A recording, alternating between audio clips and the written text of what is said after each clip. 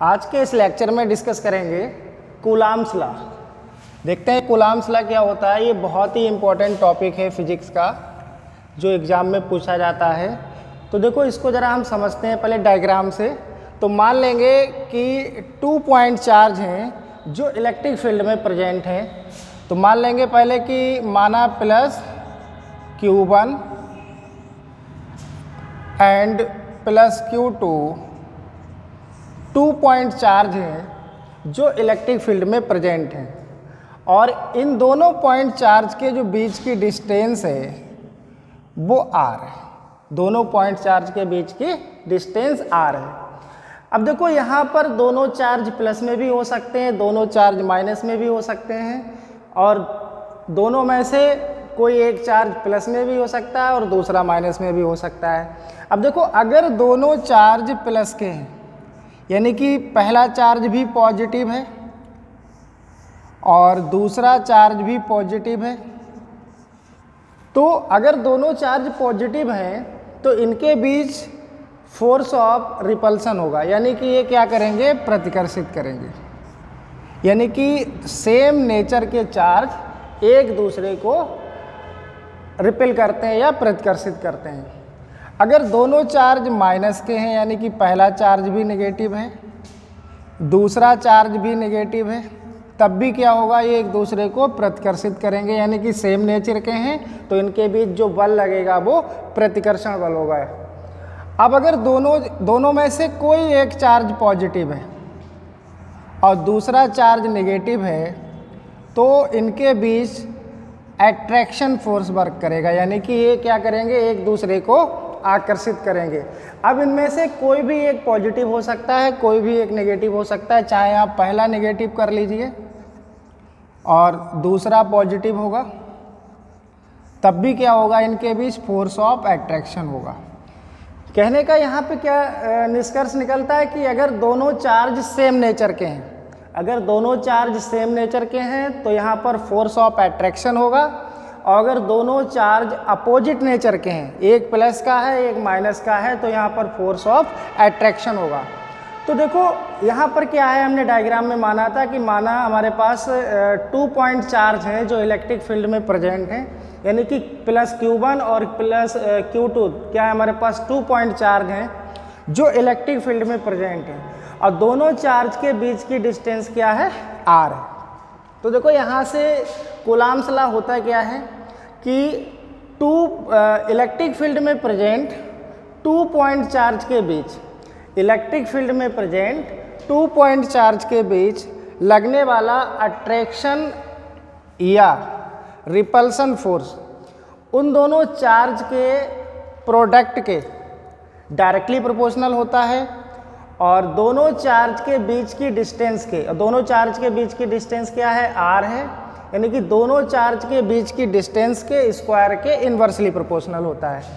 तो इसको आप देखो हमने लिख रखा है, इसका नियम देखो क्या है कि किसी इलेक्ट्रिक फील्ड में प्रेजेंट या किसी इलेक्ट्रिक फील्ड में रखे 2 पॉइंट चार्ज के बीच लगने वाला अट्रैक्शन या रिपल्सन फोर्स उन दोनों चार्ज के प्रोडक्ट के डायरेक्टली प्रोपोर्शनल होता है, तथा दोनों चार्ज के बीच की डिस्टेंस, और बीच की डिस्टेंस क्या है, r है, बीच की डिस्टेंस के स्क्वायर के इन्वर्सली प्रोपोर्शनल होता है। तो ये क्या हो जाएगा, ये ओम्स लॉ है। और अगर आप इसको हिंदी में भी लिखना चाहें तो मैं रिपीट करता हूँ, आप हिंदी में भी लिख सकते हो। हिंदी में अगर आपको लिखना है कि वैद्युत क्षेत्र में स्थित 2 बिंदु आवेशों के बीच लगने वाला आकर्षण या प्रतिकर्षण बल उन दोनों आवेशों के गुणनफल के समानुपाती होता है, और दोनों आवेशों के बीच की दूरी के वर्ग के व्युत्क्रमानुपाती होता है। तो आप चाहें तो इसको हिंदी में भी लिख सकते हैं। तो देखो फिर हम मान लेंगे कि माना हमारे पास 2 पॉइंट चार्ज Q1 और Q2 हैं जो एक दूसरे से r डिस्टेंस पर स्थित हैं, ये r डिस्टेंस पर हो। तो अब देखो कूलाम का नियम के अनुसार क्या हो जाएगा, अभी आपने क्या कहा था कि इलेक्ट्रिक फील्ड में प्रेजेंट 2 पॉइंट चार्ज के बीच लगने वाला अट्रैक्शन या रिपल्सन फोर्स उन दोनों पॉइंट चार्ज के प्रोडक्ट के या मल्टीपल के डायरेक्टली प्रोपोर्शनल होता है, यानी कि that is F is directly proportional Q1 Q2। इसको मान लेंगे इक्वेशन नंबर फर्स्ट। तो जो यहाँ पर लगने वाला जो अट्रैक्शन या रिपल्सन फोर्स होगा, यानी कि जो F होगा, वो दोनों चार्ज के प्रोडक्ट के या मल्टीपल के डायरेक्टली प्रोपोर्शनल होगा एंड दोनों चार्ज के बीच की डिस्टेंस, और दोनों चार्ज के बीच की डिस्टेंस क्या है, पहला चार्ज Q1 है, दूसरा चार्ज Q2 है, और दोनों चार्ज के बीच की डिस्टेंस क्या है, R है, यानी कि दोनों चार्ज के बीच की डिस्टेंस के स्क्वायर के इन्वर्सली प्रोपोर्शनल होता है। इसको मान लेंगे इक्वेशन नंबर सेकेंड। अब देखो इसको जरा रफ करते हैं।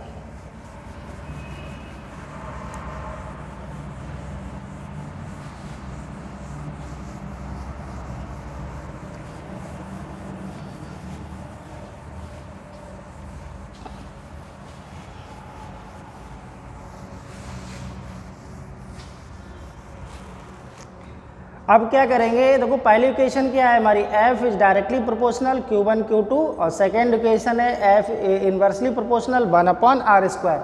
अब इन दोनों इक्वेशन को मिला देंगे तो क्या हो जाएगा, from equation 1 and 2 comma B get, यानी कि समीकरण 1 व 2 से।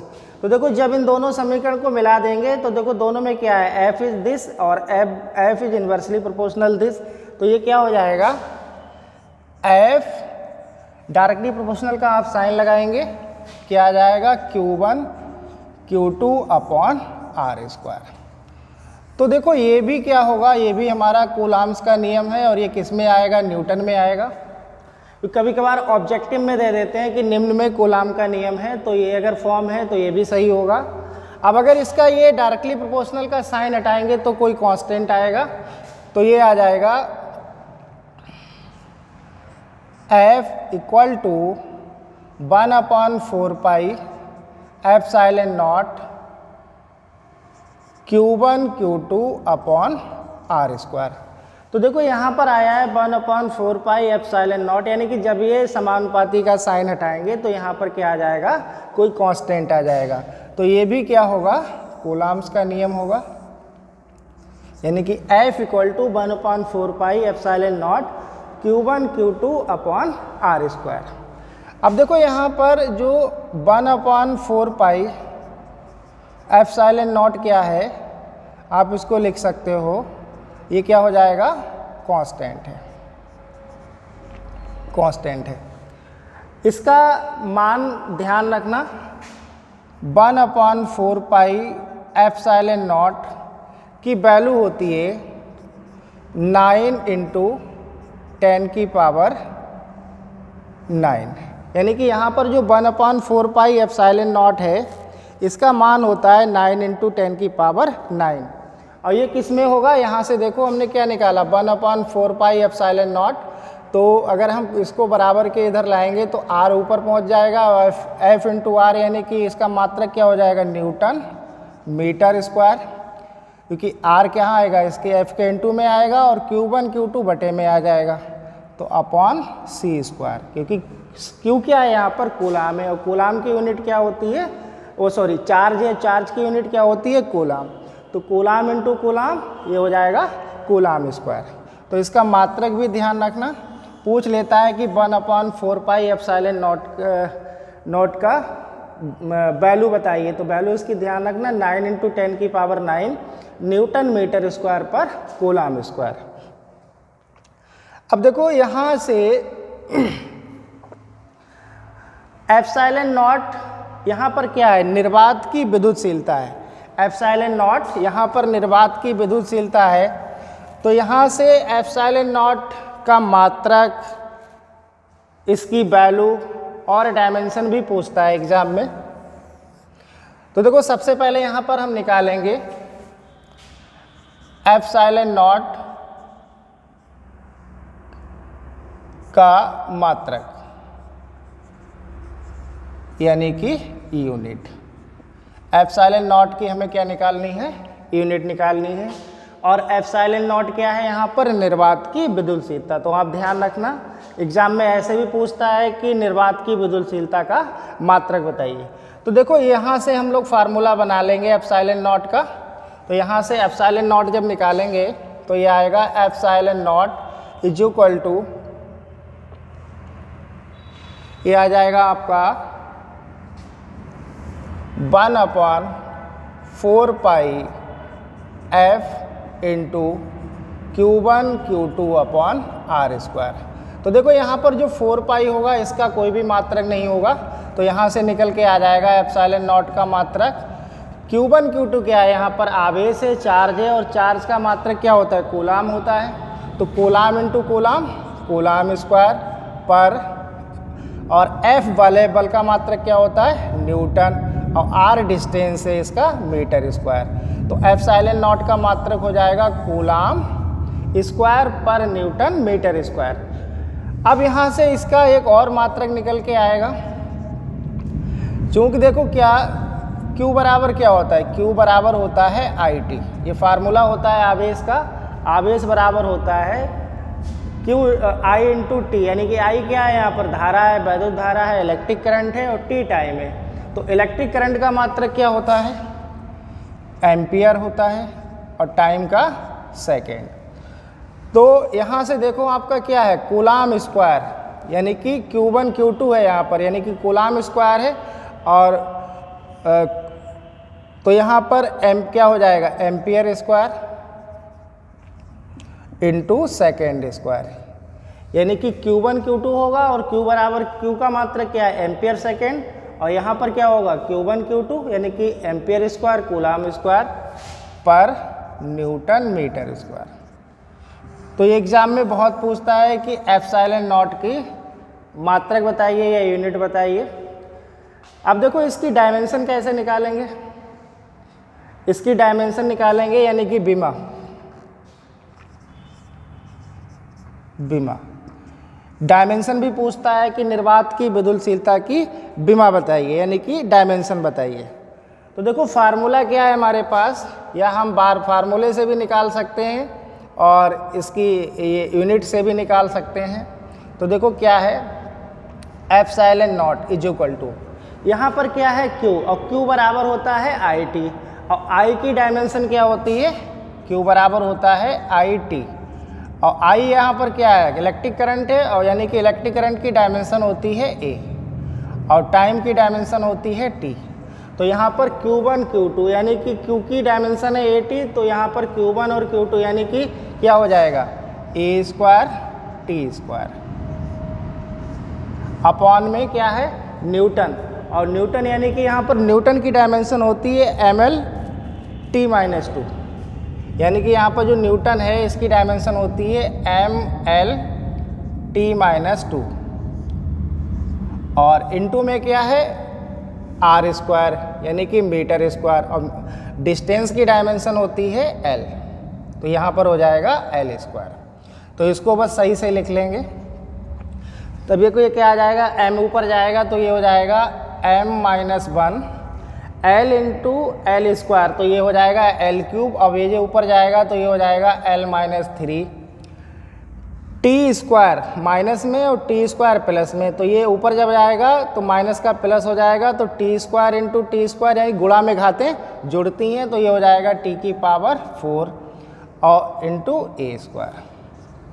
तो ये इसकी डायमेंशन निकल के आ जाएगी, निर्वात की विद्युलशीलता की डायमेंशन। तो बहुत ही इंपॉर्टेंट क्वेश्चन है, निर्वात की विद्युलशीलता का मात्रक भी पूछता है, तो आप मात्रक भी ध्यान रखेंगे। तो मात्रक हमने यहाँ पे निकाल के दिखाया है, दोनों फॉर्म याद रखनी है। और निर्वात की विद्युलशीलता यानी कि एप्सिलॉन नॉट की अगर बीमा पूछता है, मीन्स डायमेंशन पूछता है, तो डायमेंशन भी यहाँ से आप निकाल लेंगे। तो ये दोनों ही डायमेंशन और यूनिट दोनों ही बहुत ही इम्पोर्टेंट क्वेश्चन है। अब यहाँ से एक नंबर में एप्सिलॉन नॉट की वैल्यू पूछ लेता है कि इसका मान क्या होता है।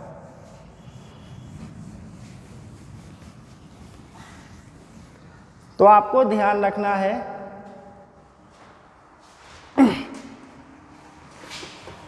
देखो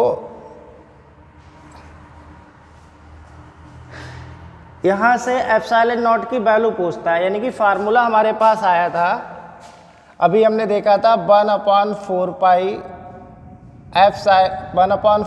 एप्सिलॉन नॉट का मान था 9 × 10⁹ यहाँ से निकाला था हमने 1/4 पाई एप्सिलॉन नॉट का मान आया था 9 × 10⁹ newton metre square per coulomb square, newton metre square per coulomb square. या हम यहाँ से इसको लिखना चाहें तो लिख सकते हैं 4 pi epsilon nought is equal to, तो ये हो जाएगा 1/9 × 10⁹ और ये यूनिट आप उल्टी करके लिख देंगे तो ये हो जाएगा कूलाम स्क्वायर पर न्यूटन मीटर स्क्वायर। तो यहाँ से हमें वैल्यू किसकी निकालनी है, एप्सिलॉन नॉट की, तो एप्सिलॉन नॉट बराबर आ जाएगा 1/4 पाई क्या है यहाँ पे इनटू में है, गुणा में है, और जब भी गुणा में ये संख्या होती है बराबर के इधर लाते हैं तो भाग में आ जाएगा, तो ये आ जाएगा 4 पाई इंटू 9 × 10⁹ कूलाम स्क्वायर पर न्यूटन मीटर स्क्वायर। तो जब आप इसको कैलकुलेट करेंगे तो इसका मान आएगा 8.85 × 10⁻⁻12। तो ये आ जाएगा एप्सिलॉन नॉट का मान आ जाएगा 8.85 × 10⁻⁻12 कूलाम स्क्वायर पर न्यूटन मीटर स्क्वायर। तो ये भी मान आप ध्यान रखना है, बहुत ही इम्पोर्टेंट है, कई बार एग्जाम में ऑब्जेक्टिव में पूछा जा चुका है। तो इस क्वेश्चन से आपको 100% कुछ ना कुछ मिलना ही है। अगर शॉर्ट में आया तो वो कूलाम्स लॉ पूछेगा, और नहीं तो फिर यहाँ से भी एक नंबर के क्वेश्चन बनते हैं कि एप्सिलॉन नॉट का मात्रक बताइए, एप्सिलॉन नॉट की विमा बताइए और एप्सिलॉन नॉट का मान बताइए। और यहाँ पर एप्सिलॉन नॉट क्या है, ये निर्वात की विद्युतशीलता है।